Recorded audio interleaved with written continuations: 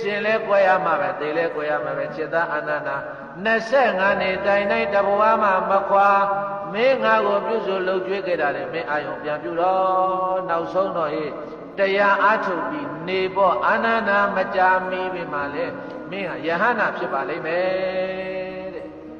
တရားကိုယ်တိုင်မိန့်တော်မူသွားတာအာနန္ဒာဟာလေမြတ်စွာဘုရားပြိဋိဘံစံတော်မူတဲ့အချိန်ထိသောတာပန်ပဲဖြစ်နေသေးတယ်။ဘာဖြစ်နေသေးတာလဲ။တရားနာမဟုတ်ဘူးအာနန္ဒာကသောတာပန်ပဲဖြစ်နေသေးတယ်။ဒါကြောင့်သူမို့လား။အဲဒီမှာဘုရားရှင်ကိုယ်တော်မြတ်ကအာနန္ဒာကိုမနေနဲ့မင်းတရားအထုတ်မကြာမီမှာမင်းယဟန္တာဖြစ်လိမ့်မယ်လို့အဘိဓကပြောကြ။အဘိဓကပြောကြတော့မှသောကတွေငြိမ်လို့သောကတွေငြိမ်သွားတဲ့အခါကျတော့မှအာနန္ဒာကထပ်ပြီးတော့လျှောက်တယ်ဘုန်းတော်ကြည်တော်မူသောမြတ်စွာဘုရားဟောဒီမျိုးသိမျိုးငယ်လေးဖြစ်တဲ့ကုသေနာယုံမှာရှင်မရပြိဋိဘံမဆံပါနဲ့ဘုရားတပည့်တော်တို့သာဝတိပြန်ကြရအောင်ဟောဒီမျိုးသိမျိုးငယ်လေးမှာရှင်မရပြိဋိဘံမဆံပါနဲ့တပည့်တော်တို့သာဝတိကိုဖြစ်ပြီးရာတကြိုးကိုဖြစ်ပြီးပြန်ကြရအောင်လားမြတ်စွာဘုရားအဲ့ဒီလိုမြတ်စွာဘုရားကိုလျှောက်တော့မှဘုရားရှင်ကိုတော်မြတ်ကစေတအာနန္ဒာ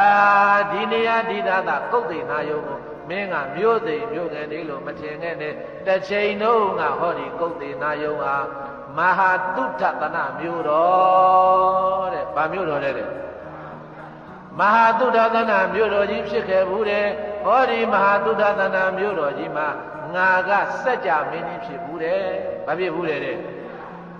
အေးစัจ जा မင်းကြီးဖြစ်ဘူးတယ်လို့ဆိုပြီးတော့အဲ့ဒီမှာမဟာတုတ္တသနာသုတ်တန်ကြီးကိုဘုရားရှင်ကိုတော်မြတ်ကြီးမမောနိုင်မပန်းနိုင်ခေါ်တယ်ဘေးကကြီးစัจ जा မင်းဘုရားကအကြောင်းလေးတာကြီးယရဏမိဖုရားယရဏအကြောင်းလေးအဲ့ဒါတွေဟောလို့ပြီးတဲ့အခါကျတော့မဟာတုတ္တသနာသုတ်တန်ကြီးဆုံးတဲ့အခါကျတော့ဘုရားရှင်ကိုတော်မြတ်ကစေတအာနန္ဒာမန္လမင်းတို့ကိုငါပြိဋိဘံစံမဲ့အကြောင်းမင်းသွားပြီးတော့ပြောပါကွာတော်နေကြသူတို့မသိလိုက်ရဘူးဆိုပြီးတော့စိတ်မကောင်းဖြစ်နေလိမ့်မယ်လို့ဘုရားရှင်ကိုရောမြတ်မိန်တော်မူတဲ့အခါမှာအာနန္ဒမထေရသူများကအဘောယဟန်တပါးကိုခေါ်လို့ကုသေနာယုံမြို့တွေကိုဝင်သွားပါတယ်ကုသေနာယုံမြို့တွေကိုဝင်သွားတဲ့အချိန်မန္လမင်းတွေကလည်းမင်းခွန်းမှာစီဝေးဝဲကျင်းပနေတဲ့အချိန်တဲ့သွားတိုးတာသွားတိုးတဲ့အခါကျတော့အဲ့ဒီမှာအကျိုးအကြောင်းတွေအကုန်လုံးပြောပြတာဘုရားရောက်နေပြီ